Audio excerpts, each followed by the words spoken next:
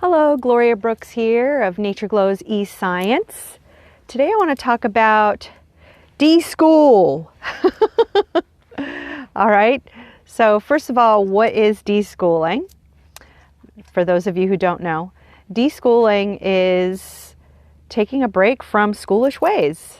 Most of us adults in the United States at least spent at least 12 plus 4 more years, 16 years going to school and getting used to tests and grades and divided subjects. So deschooling is letting go of all of that and finding out what your kids want to learn. So many people are through the whole events that are happening worldwide. Need I mention what that is? Many people have homeschooling forced upon them. Others are looking at this as an opportunity to homeschool and are thrilled with the opportunity.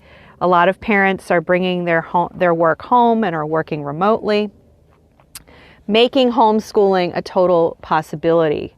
So the best way to start your new homeschool is to deschool. And the reason homeschoolers do this, I'm actually a homeschool teacher. I don't have my own children. I have a fur baby. I have a dog. But I had to deschool as an educator. I was a private school educator for 14 years. I'll get into that in a minute. But the reason why you deschool is it takes a huge adjustment for your family suddenly to be together 24/7. Huge, massive adjustment. And depending on your level of experience, your children's level of experience in school, if they had a great experience in, private or public school, then maybe you'll just deschool for a month or however many weeks feels comfortable doing that. Lost my train of thought there. Okay. All right. I'll get it back in a second here. Okay. So yeah, why deschool? It's to find your family's natural rhythm during this new transition. It's a transition period where you are learning to be together 24/7. Okay. That's a pretty massive transition. And if you just, force your family into a school routine at home, you will most likely have lots of fireworks and tears that you can avoid simply by deschooling. It'll feel like a vacation, but there's a purpose behind it. It's to find your family's natural rhythms, your natural living rhythms with this new transition of being together 24/7. Okay? And also, with deschooling, you're going to figure out what your kids are most interested in learning. They're going to find out what they are most interested in learning, too. They're going to be finding out about themselves because they're going to be having a lot of time with themselves. They're going to have room to breathe that they didn't have when they were in regular, traditional school setting. Okay, and I realize that there are some private schools out there like Sudbury schools, that live the deschooling, basically they live the unschool lifestyle, which is different than deschooling. And how it differs is deschooling is a short amount of time.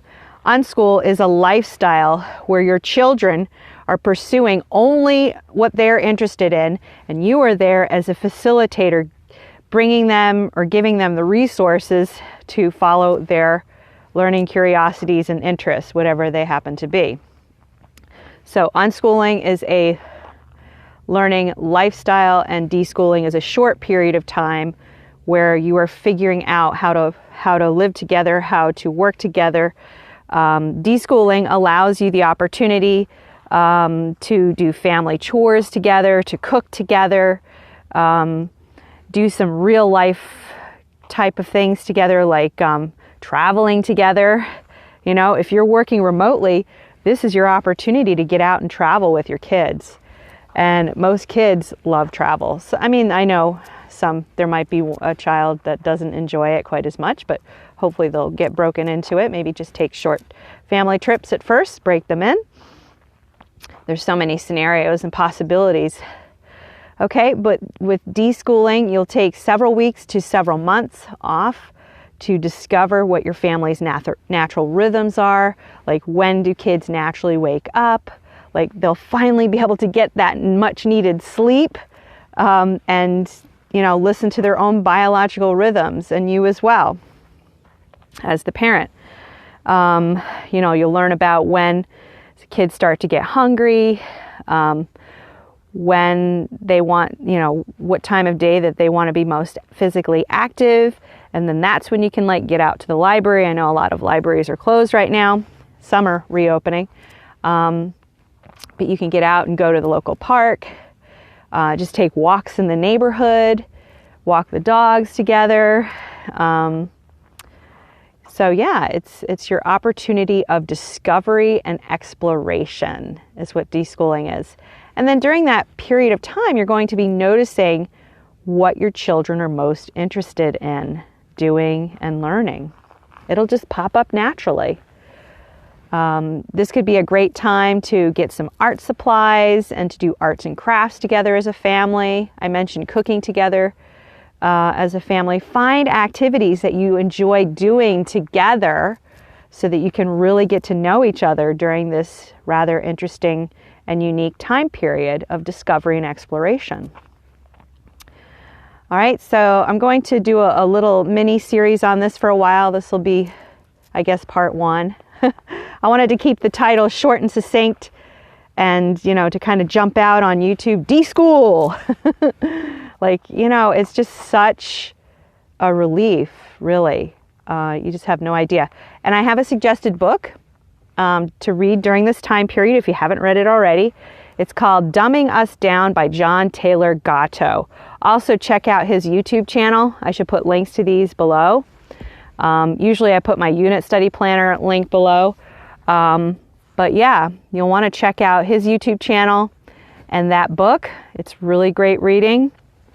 I need to read it myself. I've watched a lot of his YouTube channel, so I know a lot about his amazing teaching, which is focused around what are children most interested in learning and giving them the tools to learn what they want to learn instead of force feeding them, you know, all this unnecessary stuff that traditional education has thrown at us for decades and, you know, centuries now. All right, I will be back. Thank you for watching, and I will see you next video tomorrow.